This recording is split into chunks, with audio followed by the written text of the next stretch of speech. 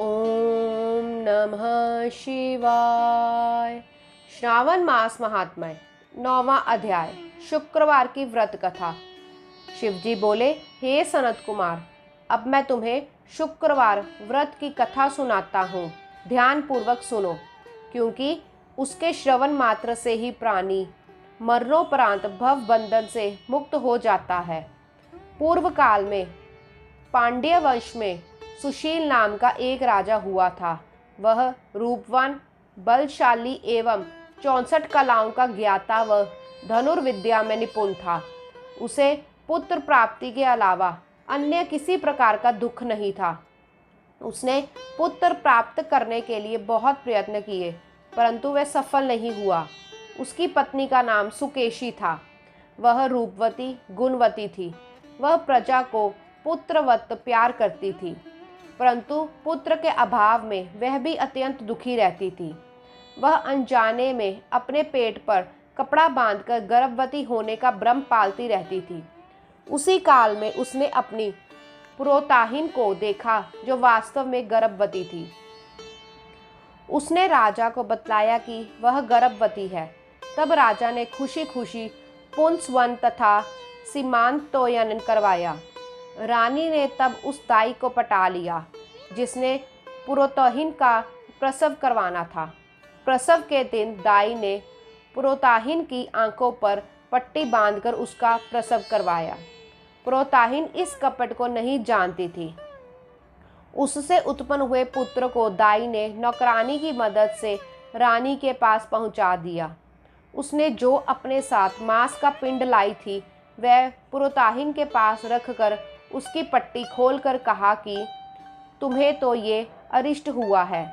उधर उसने राजा को बतलाया कि उसके पुत्र पैदा हुआ है।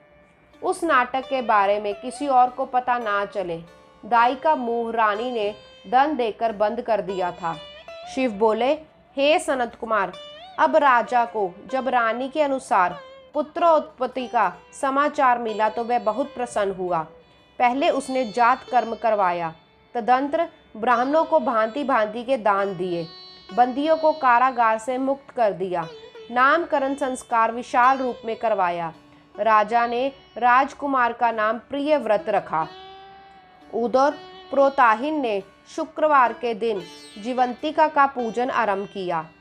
उसने दीवार पर जीवंतिका की मूर्ति बनाई, पुष्पों आदि से उसकी पूजा की और 5 दीप जलाकर गेहूं के आटे का दीप बनाकर प्रज्वलित किया और गेहूं के आटे को देसी घी में पकाकर भोजन करती और भगवान शिव की प्रार्थना करती कि हे महादेव, मेरा पुत्र जहाँ कहीं भी हो उसकी रक्षा करना, क्योंकि वह जानती थी कि दाई ने उसके साथ छल किया है। कथा के पश्चात वह प्रभु को नमन करती। बहुत दिनों तक वह ऐसा ही करती रही। जीवंतिका की कृपा से वह बालक दूज के चांद के समान धीरे धीरे बढ़ने लगा तथा पुरोताहिन की भक्ति और श्रद्धा से प्रभावित हो जीवंतिका का दिन रात उस बालक की रक्षा करती रही। कुछ दिन बीतने पर राजा का देहांत हो गया। राजकुमार ने श्रद्धा पूर्वक से लौकिक क्रियाएं पूरी करवाई। मंत्रियों ने राजपुत्र राजाभिषेक किया। राजकुमार राज्य का भार वृद्ध मंत्री को सौंपकर पितृ ऋण से उऋण होने के लिए गया की ओर चल दिया। वन में जाने से पहले उसने राजसी वेशभूषा को त्याग कर कार्पटिक वेश धारण किया। मार्ग में रात होने पर वह थकावट होने के कारण उसने एक गृहस्थ के यहाँ शरण ली। उस दिन उसके यहाँ पुत्र ने जन्म लिया था। इससे पहले उसके यहाँ 5 पुत्र पैदा हुए थे। उन सबका देवी षष्ठी ने वध कर दिया था, परंतु छठे पुत्र की उत्पत्ति काल में राजा उस गृहस्थ के घर में विश्राम कर रहा था। उस रात्रि देवी षष्ठी, जो बालक को मारने आ रही थी, उसने मार्ग में राजा को सोते हुए देखा, जिस पर जीवंतिका का प्रभाव था। उसने षष्ठी देवी को आगे जाने से रोका, पर वह नहीं मानी। जीवंतिका ने अपने प्रभाव से बालक को नहीं मरने दिया। इस प्रकार बालक बच गया। इधर गृहस्थ ने राजा को बालक का रक्षक मानकर उससे एक दिन और वहां ठहरने की प्रार्थना की। गृहस्थ के अनुरोध पर राजा वहां ठहर गया। तदंतर वहां राजा अपने पिता के पिंडदान के लिए चला गया। वहां पर राजा को तब घोर आश्चर्य हुआ जब उसका पिंडदान लेने के लिए विष्णु पद पर 2 हाथ बाहर निकल आए। राजा ये देखकर अचंभित हुआ।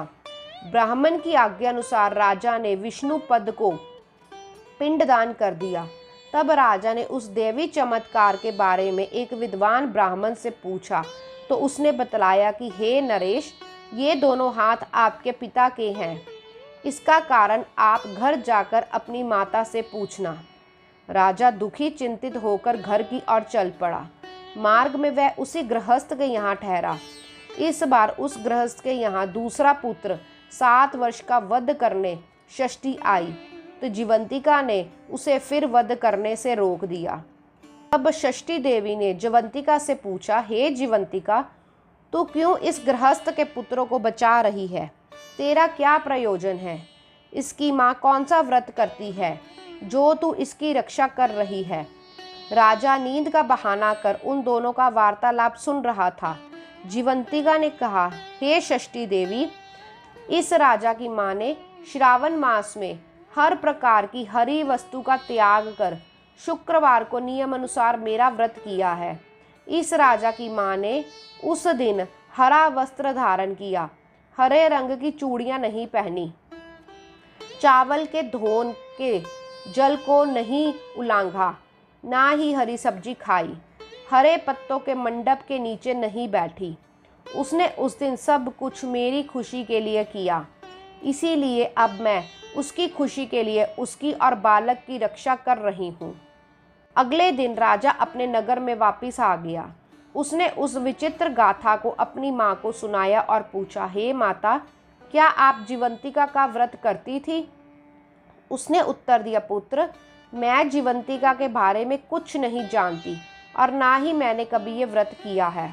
अब राजा को माता पर संदेह हुआ।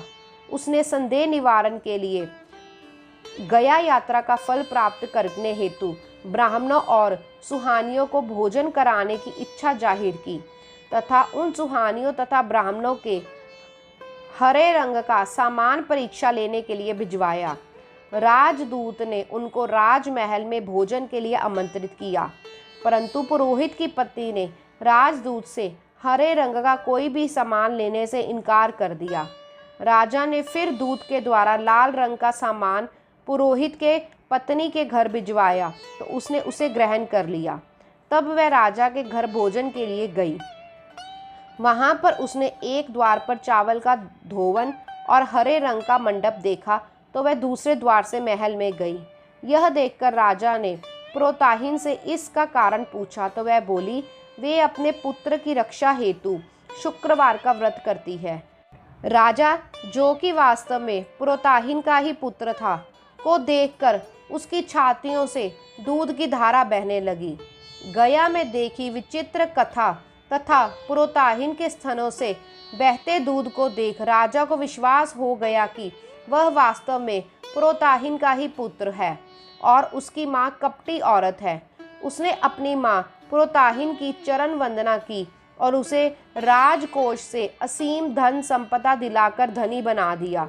एक रात्रि को स्वप्न में राजा ने जीवंतिका से पूछा कि हे भद्रे, मेरे पिता तो जीवित हैं, तब गया में विष्णु पद में मुझे 2 हाथ क्यों दिखलाई दिए? देवी ने राजा को स्वप्न अवस्था में कहा, हे राजन, तुम्हें विश्वास में लाने के लिए मैंने माया रची थी, अब आप संशय ना रखें। शिवजी बोले, हे सनत कुमार, मैंने श्रावण मास में शुक्रवार व्रत का महात्म्य तुम्हें सविस्तार कह सुनाया है। इस व्रत से मनुष्य की समस्त मनोकामनाएं पूरी हो जाती हैं और वह सर्वसमर्थ हो जाता है। इसमें कुछ भी विचारणीय नहीं है। इस 9वें अध्याय के पाठ श्रवण से सभी मनोरथों की पूर्ति होती है। गौरी शंकर भगवान की जय। ओम नमः शिवाय।